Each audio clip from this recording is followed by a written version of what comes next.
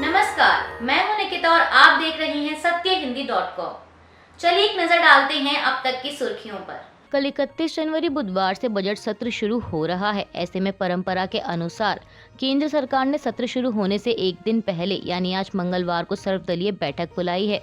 आज होने वाली इस बैठक की जानकारी देते हुए केंद्रीय संसदीय मंत्री प्रहलाद जोशी ने बताया कि इस बैठक के लिए दोनों सदनों के सभी दलों के नेताओं को आमंत्रित किया गया है।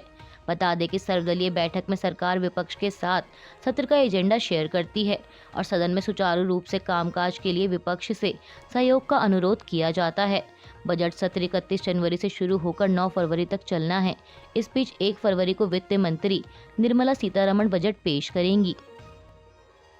अवैध खनन मामले में ईडी की जांच का सामना कर रहे झारखंड के मुख्यमंत्री इस समय कहां है, इस बारे में किसी को कोई जानकारी नहीं है, ऐसा मीडिया रिपोर्ट्स और बीजेपी का कहना है। दरअसल बीते दिनों खबर सामने आई थी कि ईडी का 10वां समन मिलने के बाद मुख्यमंत्री नई दिल्ली के लिए रवाना हुए थे। अब ऐसे में जांच एजेंसी ने कल सोमवार को हेमंत सोरेन के दिल्ली स्थित आवास पर छापेमारी की, लेकिन इस दौरान मुख्यमंत्री सोरेन घर पर मौजूद नहीं थे, जिसके बाद ईडी की टीम ने यहां जरूरी कागजात खंगाले और इसके बाद सोरेन की BMW कार जब्त कर ली और साथ ही कुछ डॉक्यूमेंट्स भी जब्त किए हैं। खबरों के मुताबिक एयरपोर्ट पर भी ईडी की टीम मौजूद है। बता दें कि झारखंड की बीजेपी इकाई के अध्यक्ष बाबूलाल मरांडी ने दावा किया है कि ईडी के डर के मारे हेमंत सोरेन दिल्ली वाले आवास से फरार होकर भूमिगत हो गए हैं। वहीं पहचान छुपाने की शर्त पर सोरेन के एक परिजन ने कहा कि घर में नहीं होने का मतलब भागना नहीं होता। यह कोई वारंट नहीं है कि उन्हें उपलब्ध रहना होगा। वह दिल्ली में है और जल्द ही रांची पहुंचेंगे। उनकी तबीयत ठीक है और वह दिल्ली में अपने काम में व्यस्त थे। कांग्रेस की भारत जोड़ो यात्रा का आज 15वां दिन है। राहुल गांधी के नेतृत्व में जारी है यात्रा अब बिहार पहुंच चुकी है। आज मंगलवार 30 जनवरी को यात्रा की शुरुआत ध्वजारोहण और महात्मा गांधी को श्रद्धांजलि देने के साथ की गई। इस बीच राहुल गांधी ने यात्रा के दौरान ट्रक ड्राइवरों से बातचीत का एक वीडियो एक्स पर शेयर किया है। वीडियो के साथ कांग्रेस नेता ने लिखा है कि एक ओर महंगाई का कुआं, दूसरी ओर कठोर कानूनों की खाई।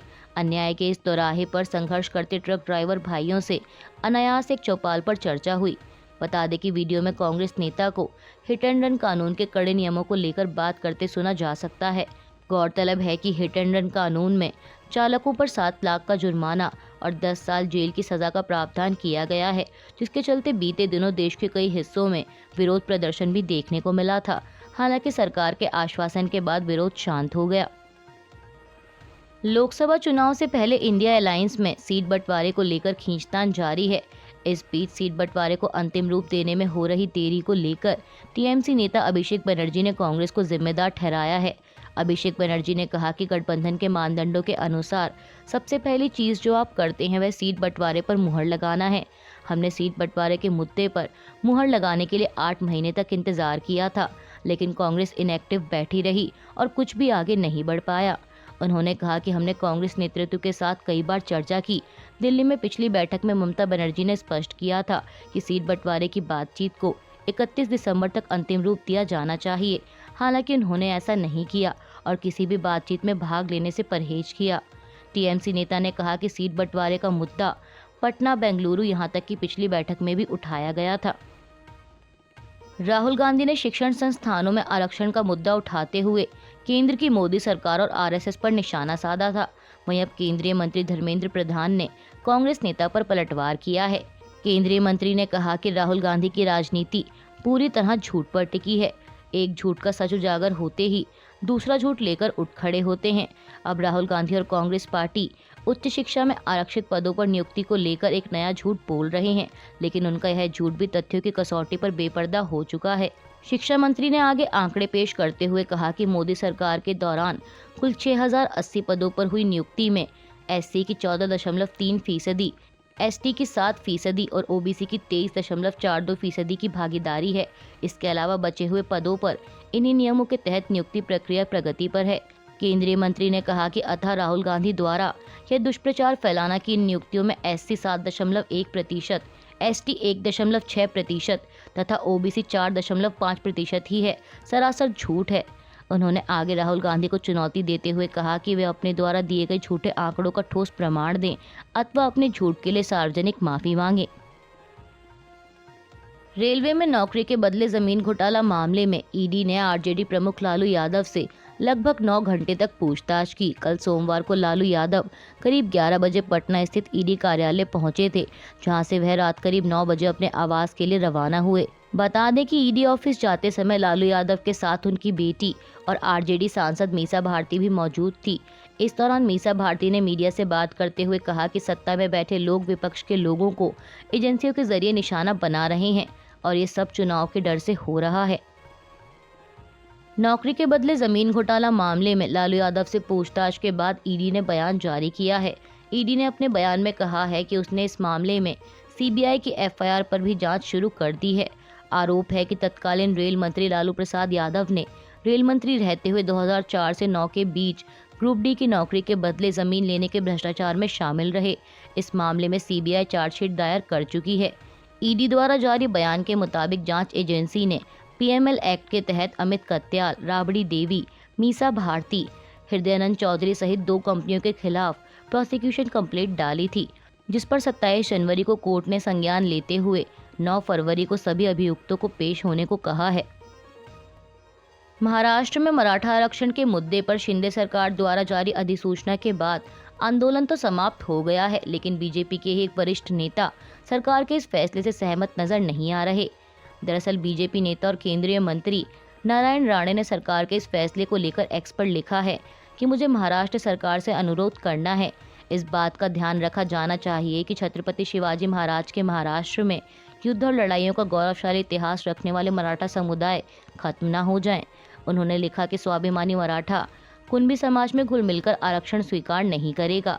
इसके अलावा ऐसा करने से अन्य पिछड़ा वर्ग यानी ओबीसी समुदाय पर अतिक्रमण होगा। इन सभी नाजुक मुद्दों पर राज्य सरकार को गहराई से सोचना चाहिए। 4 करोड़ की आबादी वाले महाराष्ट्र में 32% मराठा हैं। मैं बस इतना कहना चाहता हूं कि जाति, धर्म और देश किसी भी पद से ज्यादा महत्वपूर्ण है। नागरिकता संशोधन अधिनियम लागू किए जाने को लेकर केंद्रीय मंत्री शांतनु ठाकुर ने बड़ा बयान दिया है। उन्होंने कल सोमवार को कहा कि मैं गारंटी देता हूं कि देश भर में 7 दिन के अंदर नागरिक संशोधन अधिनियम लागू हो जाएगा। केंद्रीय मंत्री ने कहा कि केवल पश्चिम बंगाल ही नहीं, देश भर में अगले 7 दिन के अंदर सीएए लागू हो जाएगा। वहीं शांतनु ठाकुर के इस बयान पर विपक्ष ने भी प्रतिक्रिया दी है। कांग्रेस नेता प्रमोद तिवारी ने कहा कि ये मंत्रिमंडल का निर्णय होता है, ऐसे हवाई फायर बहुत दिनों से हो रहे हैं। अगर 1 हफ्ते के अंदर आएगा तो पहले संसद में ड्राफ्ट लाना होता है, उसके बाद ही देखकर हम कुछ कह सकते हैं। इसके अलावा पश्चिम बंगाल सरकार में मंत्री शशि पांजा ने कहा कि सीएए की जरूरत भी नहीं है और यह बंगाल में लागू भी नहीं होगा। उन्होंने कहा कि नागरिक को दोबारा नागरिकता नहीं दी जाती।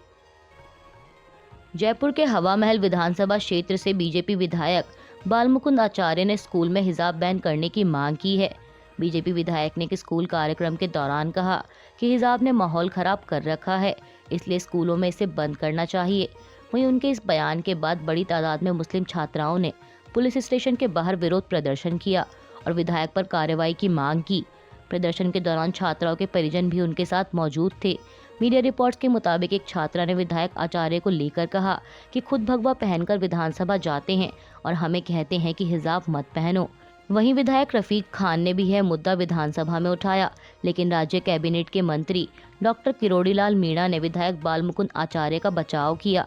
उन्होंने कहा कि कितने ही मुस्लिम देशों में हिजाब और बुर्का पर प्रतिबंध लगा हुआ है। हिजाब और बुर्का जो आक्रमणकारी आए थे, जो मुगल आए थे, ये उनकी देन है। बच्चों को ये सब छोड़ देना चाहिए। मंत्री ने आगे कहा कि वे इस मामले पर मुख्यमंत्री से बात करेंगे। चुनाव आयोग ने 15 राज्यों की 56 राज्यसभा सीटों पर 27 फरवरी को चुनाव की घोषणा की है। इनमें सबसे अधिक यानी 10 सीटें उत्तर प्रदेश की हैं। वहीं 6-6 सीटें महाराष्ट्र और बिहार, 5-5 सीटें मध्य प्रदेश और पश्चिम बंगाल, कर्नाटक और गुजरात के लिए 4-4 सीटें। इसके अलावा उड़ीसा, तेलंगाना, आंध्र प्रदेश और राजस्थान में 3-3 सीटों पर चुनाव होगा। बता दें कि नामांकन 8 फरवरी से शुरू होगा और नामांकन दाखिल करने की अंतिम तिथि 15 फरवरी है।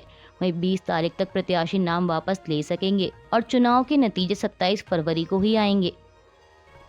जॉर्डन की सीमा के पास सीरिया में स्थित अमेरिका के 3 सैन्य ठिकानों पर रविवार को हुए ड्रोन हमलों में अमेरिका के 3 सैनिक मारे गए और कई अन्य घायल हुए।